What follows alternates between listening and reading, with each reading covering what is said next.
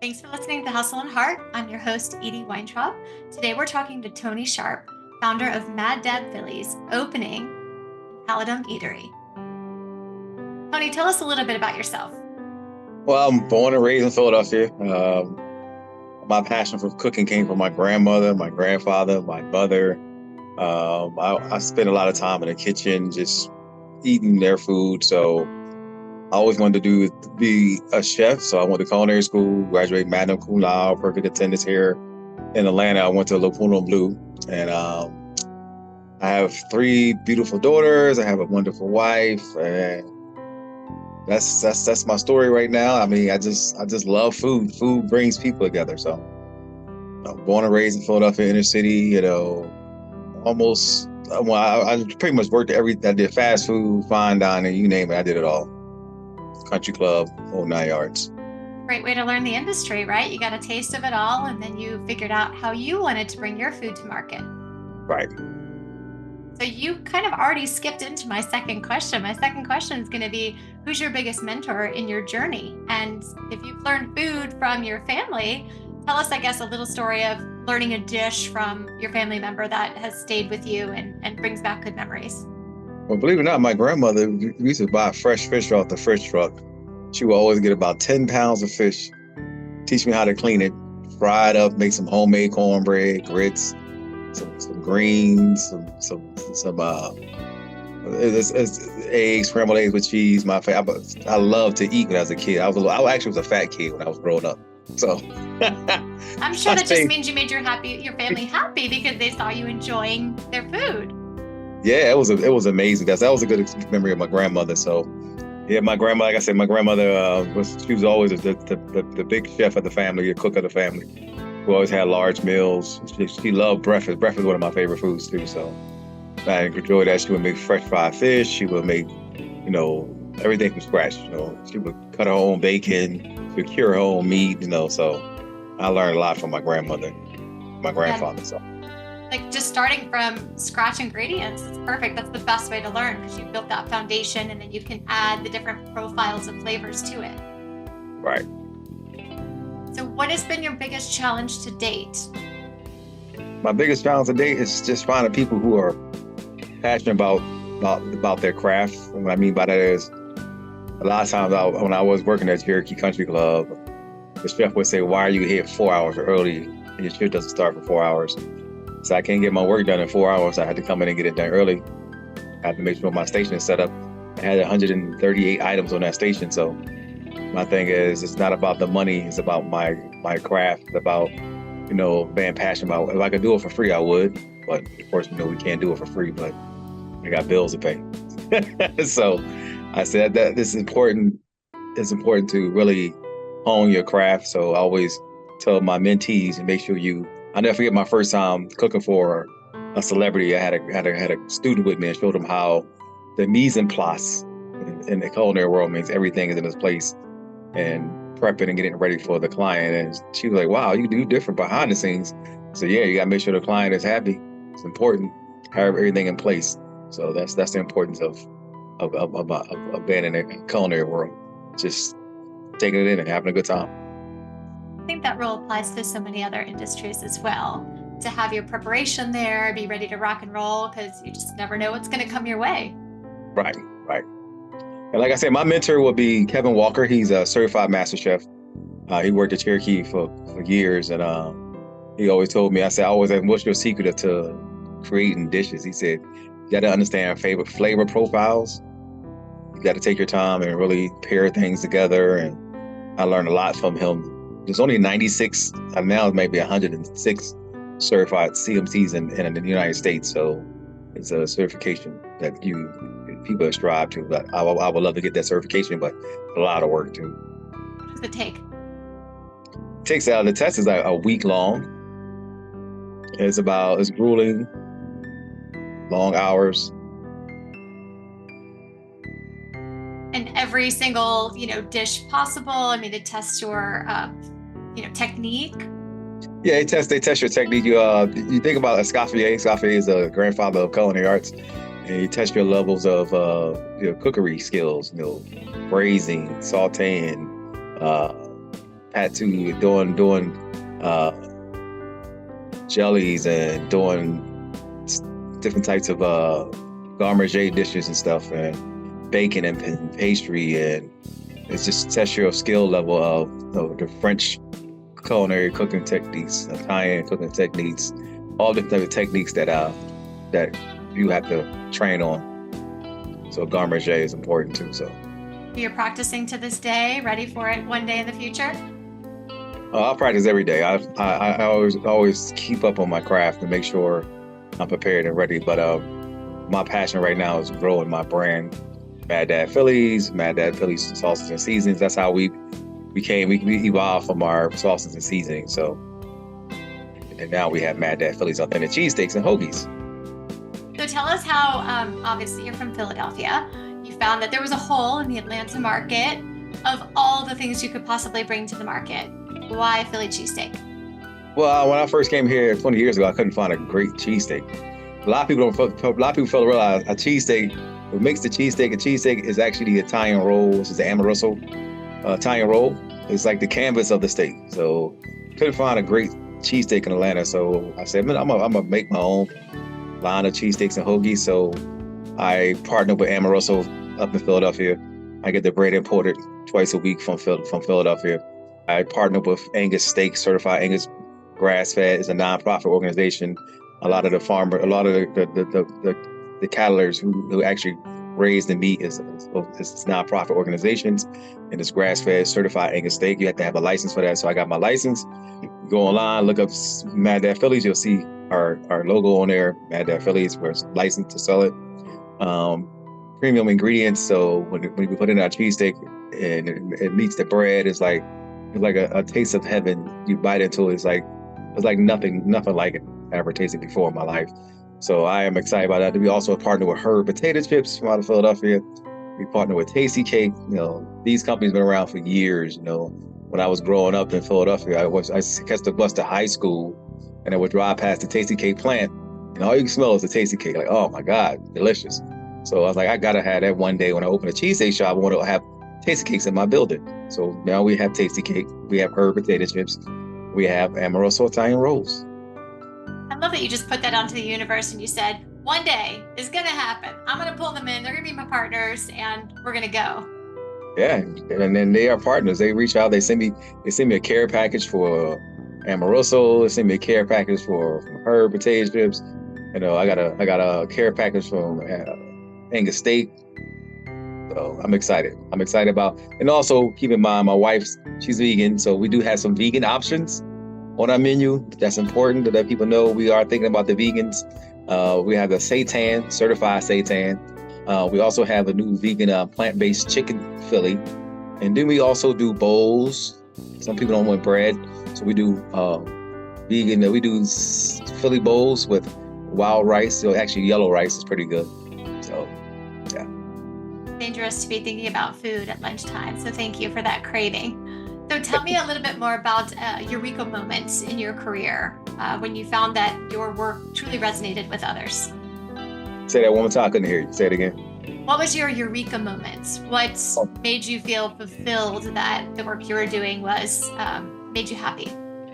Well, my aha moments is when I was in culinary school. I graduated magna cum laude, perfect attendance. I'll never forget going to school. I always get to school about maybe 2 hours early. I got into a car accident and I got a rental car. Still got to school on time. Food represents bringing people together. There's no isms in food. Everybody wants to eat. Everybody's hungry. It satisfies everybody. It brings cultures together. It brings friends and family. It even brings enemies together sometimes. So food is a universal thing, and we all need food to survive. So my aha moments was that I was in culinary school, working at Cherokee Country Club, doing my externship, just having a great time. I'll never forget my chef said, "Hey, you want to be a butcher?" I said, "What, butcher? I can't do that." He said, "Yeah, you took butchery, right?" I said, "Yeah." So I became the butcher for the country club. And then he said, "I want you to cook the staff meals for everybody too." Staff meals? Cook staff meals. "Oh, I need you to work over the banquets. Banquets, I need you to do sauces and season. I'm gonna have you work in the cold kitchen. You're gonna actually work inside the kitchen, the cooler. making garment stuff. I said, really? I had to wear 3-4 chef jackets. It was so cold in there. But the experience was very humbling, and I love to see people eat. I love to see their face, their expressions when they bite into that sandwich or bite into that meal or bite into that dish. Like, wow. So my passion is to put everything I have in me. I won't put nothing on the plate I wouldn't eat. I don't want to serve that. So. No, I appreciate that. I think, that's the best part, I think, of looking at food halls is that you get that immediate satisfaction of seeing the people that just ordered your food smile and take joy in what they've eaten. So I think that's very rewarding. Very rewarding, yes. So tell us about a ritual or a habit that puts you in this happy mindset every day and gets you excited to go back and do what you do well. Well, I always tell people, it's not work when you enjoy it. I don't consider it work. I don't consider it, it's part of my everyday life. It's who I am. It's not a job to me. It's a purpose and destiny. So if you don't understand the purpose of a thing, you will abuse it. So I understand my purpose. It's like a cup serve a purpose to hold liquid. If it ain't holding liquid, it ain't serving its purpose. So I always say, live a purpose-driven life, but don't give up. Always look life in the face and say, hey, I can do that. Believe in yourself and just keep grinding. Consistency is the important part. You got to grind. And what happens is things start working in your favor. That's my mindset every morning. Every morning we have a mantra, man. My wife, we pray every morning together. We say, we have a statement we say every day, no matter what.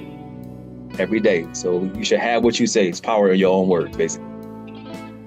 That's lovely and very inspiring. So thank you for sharing that with us. Talk to me about technology and how it's impacting your day-to-day with your restaurants and as you look to continue to grow. Well, you think about technology. Technology is making, you got, for instance, here over at the Buckhead, we have a robot that come pick the food up. So it keeps me from walking down the long hallway to take the food to the locker, scan it in. So technology is automating, and sometimes technology can work for us, it can work against us. But sometimes a robot gets stuck in the hallway, so you gotta go get your food and take it to the lock box up front. So technology can work for us and also can work against us, but it helps automate, and sometimes it hurts too, because we still got human beings in these jobs. So technology can work in our favor and it can work against us too at the same time. Absolutely understand. So you do spices though, so you sell those online. So you've got an e-commerce platform that gets the spices out there.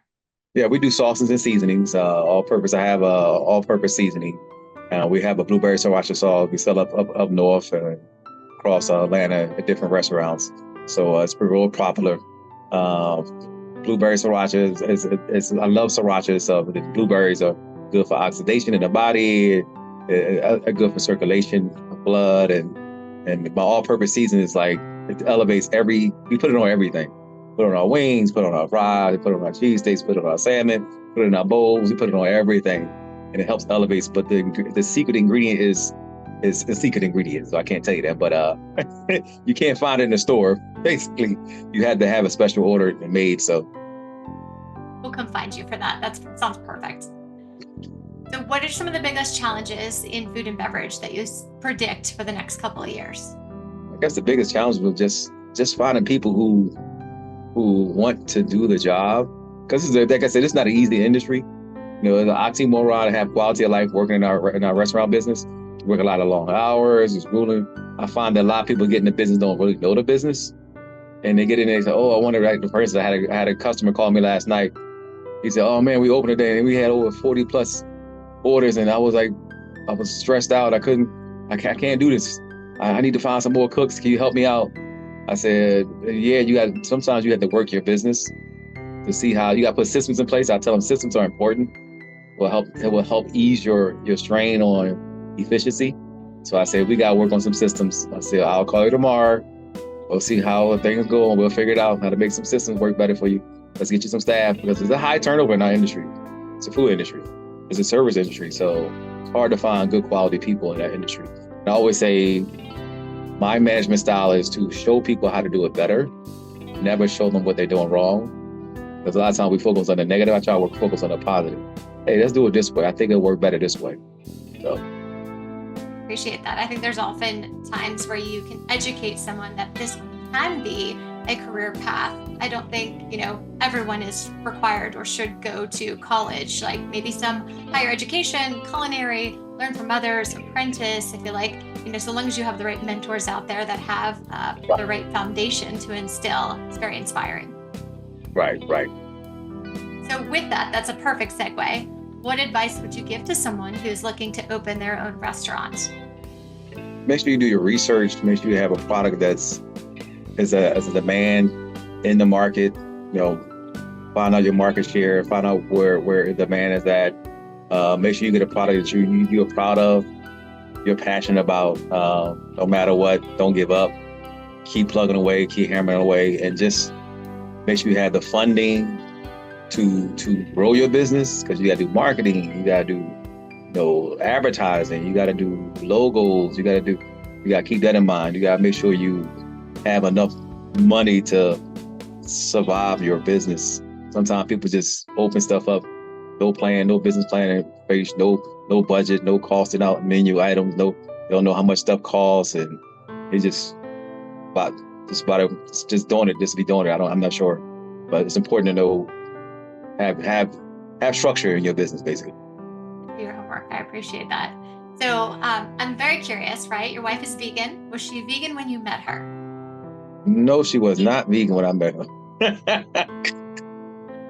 Do tell a little bit more about how that came about and how you balance in your household, attending to the dietary path that she wants to be on, while obviously still remaining true to, making a variety of different dishes.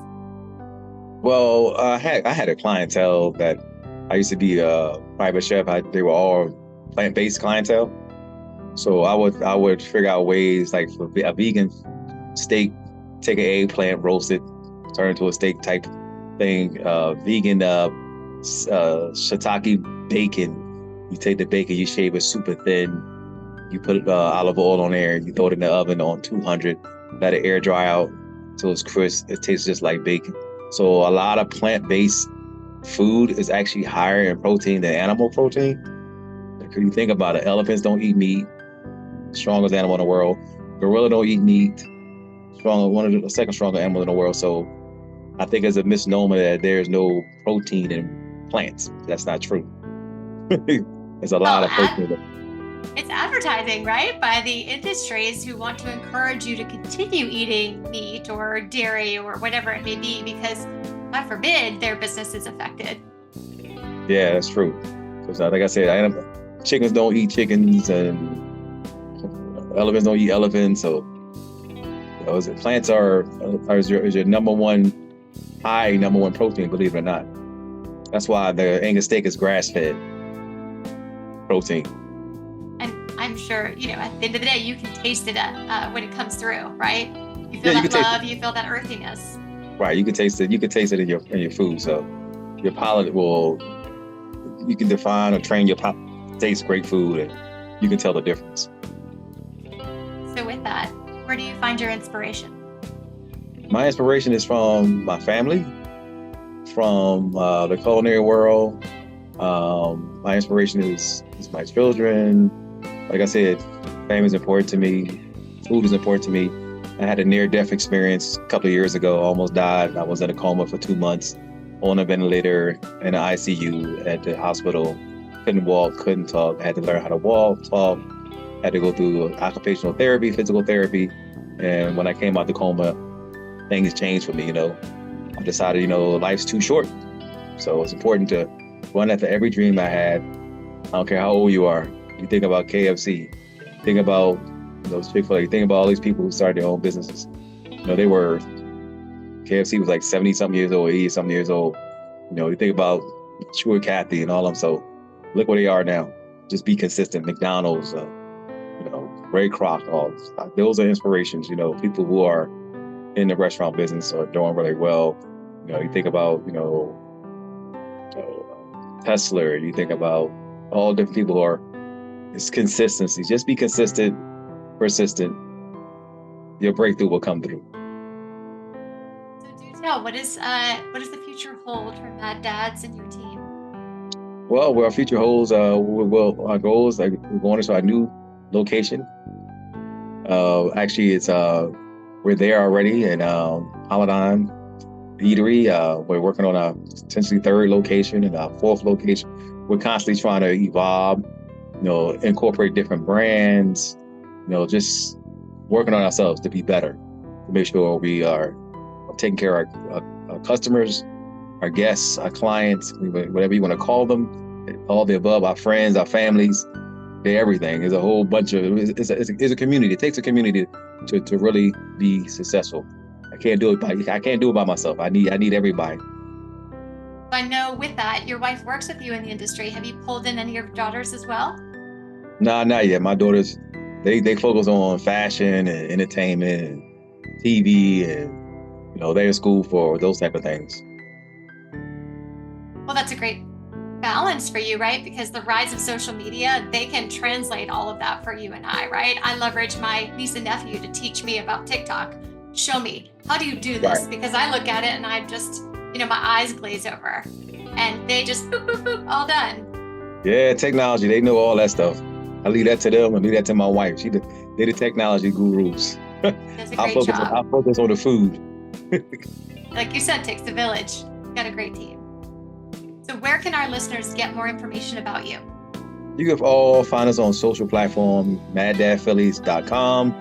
We're on all the Uber Eats, Grubhub, all the food apps. You can maddadphillies.com, or you can find cheftonysharpe.com. We're on Google. We're everywhere. You just look for us. Want a great tasting cheesesteak, great tasting hoagie. We got wings, hoagies. We got salmon bowl. We got salmon Phillies. We got everything you can think of. Fries.